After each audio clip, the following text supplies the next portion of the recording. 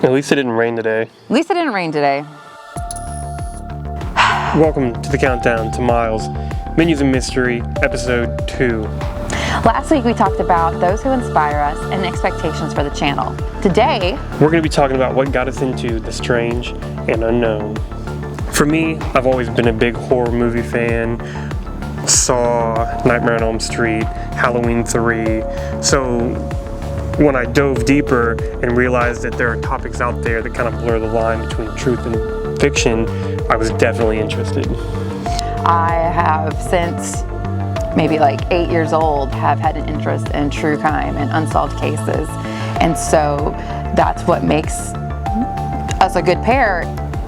Once we realized that our interests were starting to align on these topics, we decided to take some trips just for fun to explore, no camera.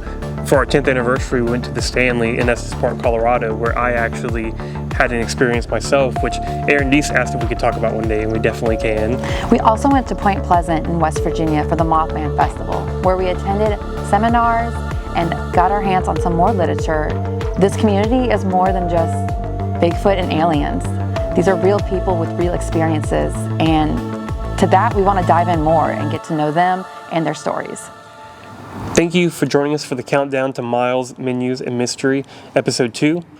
Don't forget to enter our giveaway at the link in the description to this video for a chance to win 1 year of Jim Harold's Plus Club. The Plus Club gives you access to every single podcast Jim Harold has put out, whereas if you just listen on Spotify or Apple Music, you only have the most recent one. Join us next week to get to know us a little better as we talk about our past before the paranormal. And tune in April 19th for our first episode, where we start searching for the truth one bite at a time.